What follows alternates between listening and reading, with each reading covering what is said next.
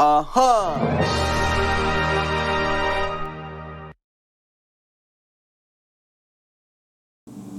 everyone and welcome to Dr. Jankila's lectures. Previously I did cover rounding and proportion. Today I'm going to cover dimensional analysis.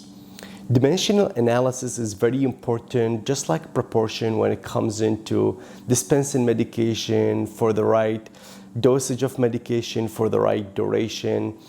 So it could be used by physicians, nurses, pharmacy technicians, and pharmacists as well. So what makes dimensional analysis different from proportion? What makes it actually different is that dimensional analysis is basically taking multiple proportion and put them all together, trying to solve for the unknown or the value that we are looking for in the question. So it's basically setting up fractions that, let's say, fraction A over B, and pay attention that there is no equal sign. If you remember, we had an equal sign when it comes into proportion, where one fraction equal another fraction. So A, B, C, and D. Here, instead, the equal sign, we have a multiplication. And then again, multiplication with another fraction. So that's going to be E and F. So in this case, we're trying to solve for 1 unit. We're trying to find a value for something through dimensional analysis. And instead of doing multiple proportion one after the other and taking longer time, we can do this in a faster way. And that's the point of dimensional analysis. It's basically canceling out the undesired unit and keeping the desired unit for the final answer. So let's take some example to understand in a better way. So the first example says a child weighs 66 pounds. What is the child's weight in kilogram? So the final answer we're looking for has to be in kilogram. This is very important. You should always keep in mind the final units you're looking for. And that's how you can verify actually if you have solved the question in the correct way. So now we're looking for a kilogram and we have pound. So from the conversion lecture, this is way back where I made that lecture. If you want to go back, and I would actually leave the link in the description below, you can click on it to learn the conversion between different units. So here, what we have is pounds. So we're trying to convert pound to kilogram, which is the answer we're looking for. So 66 pound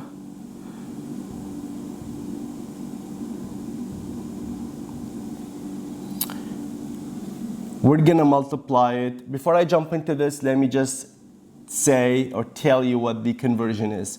So basically, for 1 kilogram, there are 2.2 pound. LB is pound. So for every 1 kilogram, there's 2.2 pound.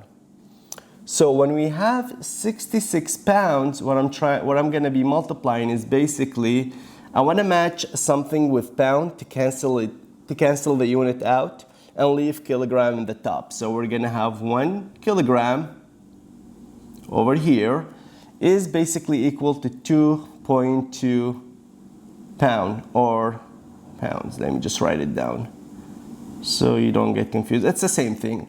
LB or pound, it's just the same thing.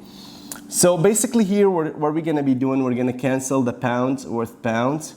And 66 divided by 2.2 equal 30. And we're going to keep the units, which is kilograms, so 30 kilogram. And this is the final answer for this simple question. So on every single step, of course, dimensional analysis is not just merely one step like this. This is just for purposes of understanding what dimensional analysis is.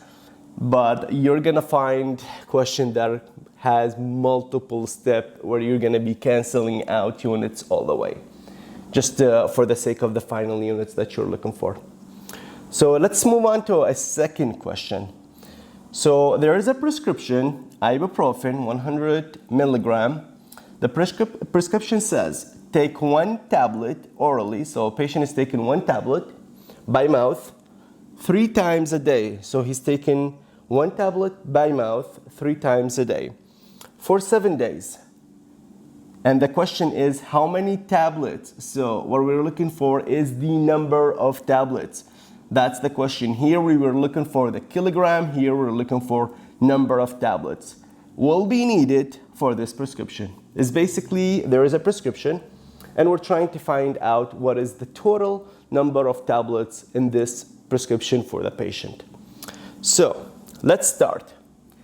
We know that there is one patient is taking one tablet orally, so there is one tablet per one dose. So we know that every dose patient is taking one tablet, right? And let's see. So next, what we're trying to do is basically we need to keep tablets for the final answer, and we need to cancel dose. So what we're gonna do is we know he's taken 3 times a day. So he's basically taken 3 doses per one day.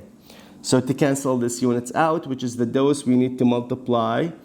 He's taken 3 doses in one day. So far, so good. Now we can cancel these 2 out. Okay, now we need to cancel days, so we can only leave tablets. So let's see what the question says. 3 times a day for 7 days. Here we go. So we're gonna do multiplying by 7 days. So watch this. We can cancel doses with dose with doses, day with days, because they're the same units. What we have left is tablets. So all we need to do right now is basically just multiply and get to the final answer. So the final answer for this question is basically 1 times 3, which is 3 times 7, which is 21. And the units that is left over here is tablets, so tablets. So this is the final answer for this question. There are 21 tablets for this prescription. Now, let's move on to the third example. So here we have a patient who is taking 5 milliliter. So he's taking 5 milliliter of a medication every 6 hours. So every 6 hours, this patient takes 5 milliliter of a medication. And the question is asking, how many days? So what we're looking for days here. The number of days will this medication last if the patient was given 100 milliliter. So the final answer needs to be a number of days. This is what the final answer needs to be. So let's start with what we're given. He is given 100 ml, so 100 ml or milliliter is basically the total prescription volume. Now we need to cancel this 100 ml, right? The units ml, I want this to be canceled. So where we can cancel this out? So patient is taking 5 milliliter of a medication every 6 hours. So multiply every 6 hours, he's taking 5 milliliters. So now I can cancel this milliliter with this milliliter down there. Multiply, now I do need to cancel hours, okay? So per one day, there are 24 hours, right? So now what I can do is basically cancel ml with ml, hours with hours, and look what we have. Ended up with days. And this is exactly what the question is asking. What are the number of days for this prescription to last?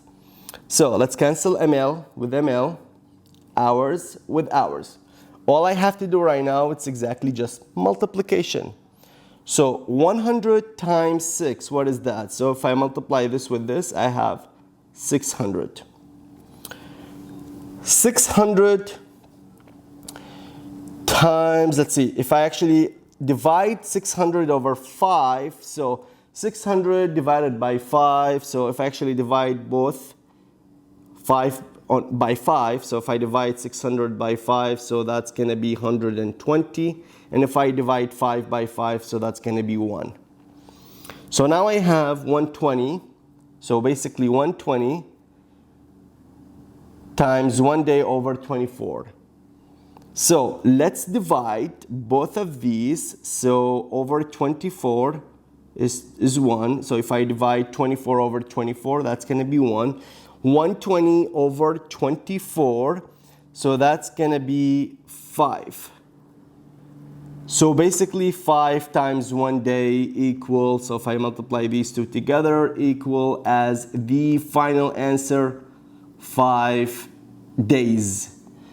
And this is basically the final answer for this question, is asking how many days will this medication last, and that is 5 days. Of course, this is a very simple question, and you can verify the answer by thinking, well, if he's taking 5 ml of medication every 6 hours, which means there are 24 hours per day, so he's taking 20 ml per day. So if he's taking 20 ml in 1 day, okay, what would be the 100 ml? So 20, 20, 20, so 5 20s, that's 5 days, and 5 20s are 100. So that's how you can verify it right away if it's something simple like this. But usually this is just very simple, and just for the purpose of this lecture, I'm trying to make it as simple as possible with numbers. So this is it basically. Let's take this out. This is it basically for a dimensional analysis. Is basically canceling units out, trying to get to the final unit that the question is asking. So this is it for this lecture. If you have any question or comment, please leave them in the comments below. And thank you for watching.